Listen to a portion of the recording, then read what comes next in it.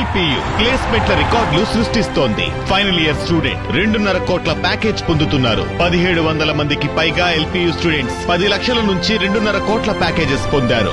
విద్యా విప్లవం ప్రారంభమైంది లవ్లీ ప్రొఫెషనల్ యూనివర్సిటీలో. అనంతపురం జిల్లా తాడిపత్రిలో మరోసారి టీడీపీ గుండాలు రెచ్చిపోయారు. మాజీ కౌన్సిలర్ వైఎస్ఆర్సీపీ నేత సాయిరాం ఇంటిపై దాడికి తెగబడ్డారు.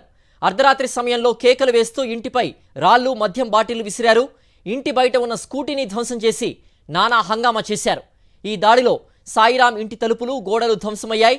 పచ్చమూకలు విధ్వంసం సృష్టించడంతో ఇంట్లో ఉన్న సాయిరాం భార్య, 2 పిల్లలు, కాలనీ వాసులు తీవ్ర భయాందోళనకు గురయ్యారు.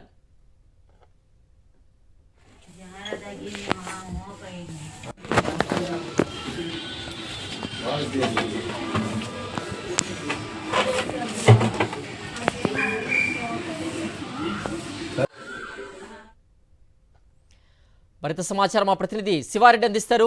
శివారెడ్డి, తాడిపత్రి మాజీ కౌన్సిలర్ ఇంటిపైన పచ్చముక్కలు దాడి చేసే దృశ్యాలు మనం చూస్తున్నాం. ఈ దాడికి సంబంధించి కూడా పోలీసులు ఏమైనా కేసు నమోదు చేశారా? నిందితులు ఎవరైతే ఉన్నారో వారిని పట్టుకునేందుకు ప్రయత్నిస్తున్నారా? అక్కడ తాజా సమాచారం ఏంటి? అనంతపురం జిల్లా తాడిపత్రిలో టీడీపీ నేతల అరాచకాలు, ఆగడాలు రోజు రోజుకు తీవ్రతరమవుతున్న పరిస్థితి కనిపిస్తుంది. వైఎస్ఆర్ కాంగ్రెస్ పార్టీ శ్రేణులే లక్ష్యంగా జేసీ వర్గీయులు విచ్చలవిడిగా దాడులకు చేపడుతున్న పరిస్థితి కనిపిస్తోంది. తాజాగా వైఎస్ఆర్ కాంగ్రెస్ పార్టీ నేత, అదేవిధంగా మాజీ కౌన్సిలర్ గా ఉన్నటువంటి సాయిరాం ఇంటి పైన రాళ్లు, బీర్ల బాటిళ్లతో అర్ధరాత్రి దాడిన తర్వాత పెద్ద ఎత్తున టీడీపీ నేతలు దాడి చేసిన పరిస్థితి కనిపిస్తోంది. దీంతో సాయిరాం, ఆయన కుటుంబ సభ్యులు ఒకసారిగా భయాందోళన వ్యక్తం చేశారు. వారు తలుపులు తీసుకోవడంతో పెద్ద ప్రాణాపాయమే తప్పిందని చెప్పాలి. ఎందుకంటే ఒకసారిగా పెద్ద సంఖ్యలో వచ్చిన టీడీపీ నేతలు, కార్యకర్తలు, జేసీ వర్గీయులు సాయిరాం ఇంటి వద్ద బీరు బాటిల్ విసిరేశారు. అదేవిధంగా రాళ్లతో దాడులు చేసిన పరిస్థితి కనిపిస్తోంది.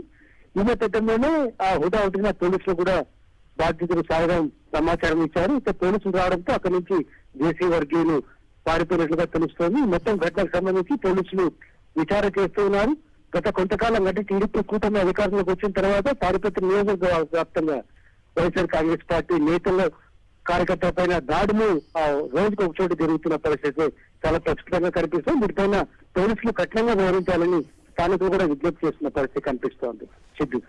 ఓకే శివారెడ్డి.